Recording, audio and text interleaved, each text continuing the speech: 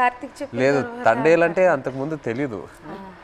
తండేలంటే మనకి ఈ boat captain leader అనేది ఒకసారి నాకు కథలోకి వచ్చాకే తెలిసింది, అంతకుముందు తెలియదు. మాకు అక్కడ తండేలు అంటారు గుజరాత్లో.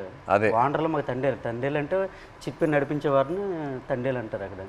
అందుకే ట్రైలర్లో కూడా డైలాగ్ వేసాం, తండేలు అంటే ఓనరా కాదు లీడర్. చాలా బాగా వచ్చింది సార్. అయితే సార్ అక్కడ ఎంత బాధపడ్డామో అంత హ్యాపీగా ఉంది ఈరోజు. ఎందుకంటే అది ఒక జీవితంలో గుర్తుండిపోద్ది అలాగా మా రియల్ స్టోరీ. ఇప్పుడు మేడం మీకు అంటే మేమైతే రియల్గా అన్నీ మా బాధలన్నీ తెలుసు మాకు, మేము పడే ఆవేదన. కానీ మీకు ఎప్పుడైనా షూటింగ్లో ఒక సీన్ చెప్పినప్పుడు, అదే ఎమోషనల్ సీన్ చెప్పినప్పుడు కానీ ఆ సీన్కి ఎప్పుడైనా మీరు ఎమోషనల్ అయ్యారా? అరే వీళ్ళు ఎంత బాధపడ్డారు అన్నట్టు మీకు ఎప్పుడైనా అనిపించిందా? మాకు మీ వే ఆఫ్ లైఫ్ రోజు మీరు ఎలా గడుపుతున్నారో అదే నాకు ఒక పెద్ద ఆశ్చర్యం. మీరు ఎలా చెప్తారు, నేను రోజుకి తుఫాన్ అక్కడ వస్తుందా ఏమవుతుంది అని ఒక రోజుకి ఎలా మీరు గడపగలుగుతారు, నెక్స్ట్ రోజు లేచి అది నిజ లైఫ్లో నేను అది చేయగలుగుతాను అంత నాలో ఆ శక్తి ఉందని నాకు తెలీదు. సో ఒక్కొక్కసారి అలా చేసినప్పుడు మనం ఫిల్మ్లో నాకు ఈ ఆలోచనే వస్తుంది, వీళ్ళకి ఎక్కడి నుంచి ఆ ధైర్యం వస్తుంది. ఎందుకంటే నార్మల్గానే మనం అందరికీ ఇలా ఒక పరిస్థితి వస్తుంది అని మనకు తెలీదు.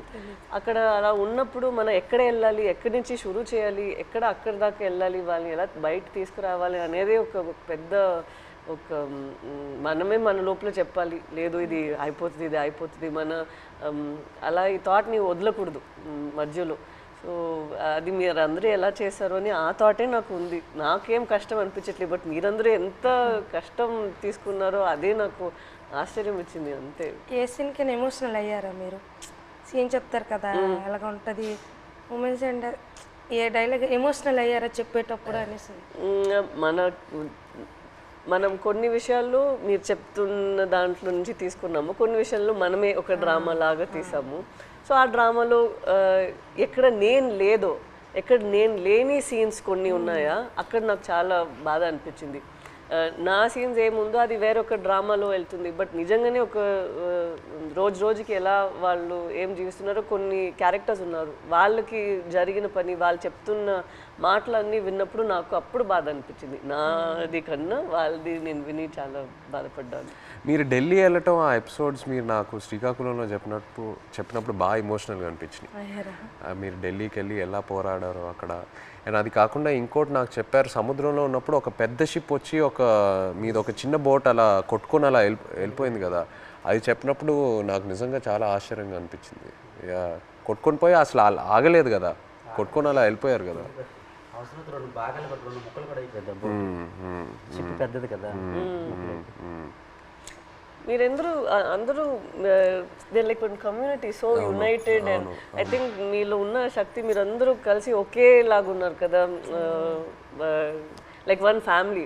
ఒక ఫ్యామిలీ అర్థమైంది, బట్ మీరు అందరి ఒకే ఫ్యామిలీ కదా. సో ఒక్కరికి ఇది జరిగిందంటే అందరికి అది జరిగినట్టే. ఏ ఫ్యామిలీకి అలా జరగకూడదు. మా ఫ్యామిలీలో ఒకేసారి దొరికిపోవడం అంటే చాలా బాధాకర విషయం. నేను డ్రైవర్ మెయిన్ తండ్రి కనుక ఆ లైన్కి బోట్ ఆఫ్ చెప్పినట్టు మా బావగారు, తర్వాత మా ఎర్రీకి బామ్మరిదే అంటే అన్నయ్య, నేను బోట్ ఆఫ్ చెప్పాను. ఈ బోట్ ఆఫ్ చెప్పిన ఓనర్లు అంతా నా వెనక పంపించారు. ఈ రామారావు ఎక్కి చేపలు పడతాడు, ఈ వెనకెతలు వెళ్ళండి చేపలు ఎక్కి దొరికితే అనుకుని నాకు వెనకాల పంపించడం, దొరికిపోవడం చాలా బాధాకర అనిపిస్తుంది. ఇలా జరుగుతాను అనుకోలేదు. సో లాస్ట్ క్వశ్చన్ అంటే తండేల్ 2 ఉందా? మీరు ఆ రోజు ఈవెంట్లో ఏదో జోక్ వేశారు కదా, చెప్పండి.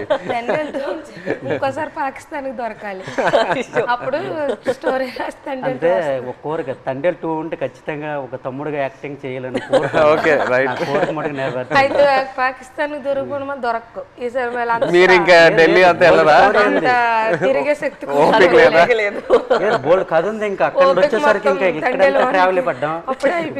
రైటర్ ఒక సంవత్సరం పాటు మేము వెనకాల ట్రావెల్, ప్రతిదీ తిన్నా ఏం చేశారు ఏమిటి అనేది ఒక సంవత్సరం పాటు ఫోన్ కాల్. అదే ఇక్కడ పాకిస్తాన్ వచ్చేసరికి ఇక్కడ అప్పటికి 7 సంవత్సరాలు అవుతుంది. ఇప్పుడు చాలా ఉన్నాయి కదా, ఇంకా ఇక్కడ తండేల్ 2లో కూడా ఇంకా బోల్డ్ కథ ఉంటుంది. కానీ ఈసారి ఫైట్ చేయాలంటున్నారు కదా మీరు వెళ్ళి అక్కడ నుండి ఇక్కడికి వచ్చేసరికి నేనేం చేశాను ఇంకా బోల్డ్ అని ఇంకా స్టోరీ ఉంది. ఇంకా ఖచ్చితంగా ఇది చెప్పండి. జీవితంలో ఇది గుర్తుండిపోతుంది. నచ్చిన విషయం ఏంటంటే సార్ మీరు ఉన్నారు కదా, ఆ డ్రెస్సింగ్ స్టైల్ కానీ ఎప్పుడు మీకు ఏ సినిమాలో అలా చూడలేదు. ఆ చినిగిపోయిన సెట్ కానీ ఆ డ్రెస్సింగ్ స్టైల్ కానీ అనకాపల్లిలో ఒక షూటింగ్ ఉంది కదా, అక్కడికి వచ్చాము. అవును అక్కడ చూసి నేను షాక్ అయిపోయాను. అదే ఏ సినిమాలో చూడలే అసలు. అలా ఇమిడిపోయారు సార్ మీరైతే.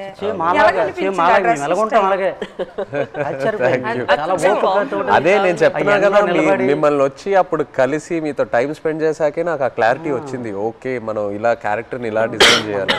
సో సేమ్ బనీలతోటి ఆ ఎండలోటి ఇవన్నీ చాలా కష్టపడ్డారు. చాలా శంకర్ పట్టుకొని ఉన్నారు కదా ఫస్ట్ పోస్ట్ పట్టుకొని హైలైట్ అది అయితే అందరు కూడా మా ఊళ్ళు ముసలంతా సాయి సినిమా మేము చూడాలి. ఎవరికి ఫోన్ చేసినా అదే రింగ్ స్టోన్ బుజ్జి తల్లి. ఎవరికి ఫోన్ చేసినా రింగ్ స్టోన్ ప్రతి సెల్లకి హైలెస్ సాంగ్ ఉంది కదా, అది ఎలా హైలెస్ అది మా స్లాంగ్. అవును ఎలా సింక్ అయింది అది అక్కడ అంటే మీ మలాలకి తెప్ప లాగేటప్పుడు వస్తారు కదా. when they rowing when they pulling the net. ఇప్పుడు అది రేరు. ఇంతకు ముందు జనరేషన్ లో ఎక్కువ వాళ్ళు వచ్చినప్పుడు దీనికి మీరు తెడ్డు అంటారు కదా, కత్తావ అంటాము. ఏమంటారు? కత్తావా. ఆ కత్తావ పట్టుకుని కత్తావా అంటాం మేమైతే. అండ్ పెద్దలు వచ్చినప్పుడు ఇలాగ బోట్ వెళ్తుంది కదా, ఆ కత్తం ఆయనతోటే అలా లెవెల్ చేసుకొని వచ్చి ఐలెస్ అనుకుని వచ్చి వడ్డీకి వస్తారు. అంటే ఎలా సింక్ అయింది అది, అది మాకు ఆశ్చర్యం. ఈ విషయం మన చందు మొనెటి అండ్ దేవి గారికి వాళ్ళకి క్రెడిట్ ఇవ్వాలి. రైట్, శ్రీమణి గారికి. బుజ్జి తల్లిలో ఒక పాయింట్ ఉంది, అది అయితే నాకు కదిలించింది. ఏది? ఉప్పు నీటికి ముప్పును కూడా గట్టిగా దాటి గట్టి అంటే ఎంత అలలకైనా మీరు దాటుతారు, కానీ ఒక కన్నీటి చుక్క దాటలేకపోతాడు అంతే. అక్కడైతే చాలా ఎమోషనల్ స్ట్రాంగ్. ఆ పాయింట్ అయితే నాకు పిచ్చిగా నచ్చింది. చాలా బాగుంది. Thank you so much. Actually మీరందరికీ థ్యాంక్ యూ చెప్పాలి. మీరు మాకు పూర్వ జన్మలో అదృష్టం చేసుకున్నాం. అట్లా ఏం లేదు, అట్లా ఏం లేదు. జీవిత రియల్ జరిగింది. ఇంకో ఎన్నో విషయాలు చెప్పాలి, బట్ మనకి సినిమా పరంగా ఓన్లీ 2 గంటలే ఉంది. బట్ ఇంకా ఎన్నో చెప్పాలి. ఫ్యామిలీకి ఈ కథ నచ్చిందంటే మా అదృష్టం సార్. అది బొమ్మ దద్దరెళ్ళిపోతుంది సార్. రాజులమ్మ జాతరే పొలిటీషియన్ అనడం లేదు, రాజులమ్మ జాతరే పొలిటీషియన్ అనడం లేదు, కానీ పొలిటీషియన్ చూస్తే ఇంకా బాగా ఏమో అనిపిస్తుంది మాకు. అంటే చూస్తారే వచ్చుకోరు జట్టీలు లేవు, వాళ్ళకేం తెలుస్తుందేమో ఒక నమ్మకం. ఇంకా జట్టి స్పీడ్గా అవుతుందేమో. జట్టు ఉంటే మాకు ఎలాంటి ఇబ్బందులు ఉండవు సార్. మా కోసం మత్స్యకారుల కోసం ఏదేని ఒక మంచి పని చెయ్యండి సార్. అదేనే మీకు వీలైనంత తప్పకుండా అందరి కోసం, మా కోసం అని కాదు, మత్స్యకారుల కోసం. 8 మంది హీరోలు ఉంటుండగా మీరు మా జీవితాన్ని ఎంచుకున్నారు. తప్పకుండా అది పెద్ద. మేము అనుకున్నాము రిలీజ్ ముందే మీకు ఒకసారి చూపిద్దామని, బట్ మీరు ఐ థింక్ థియేటర్ లో చూస్తే శ్రీకాకుళంలో థియేటర్ లో మీరు అందరూ వెళ్ళి చూసి ఖుషిగా అవుతుంది. నేను అనుకుంటున్నాను మీకు సినిమా నచ్చితే మాకు ఎంతో సంతోషం.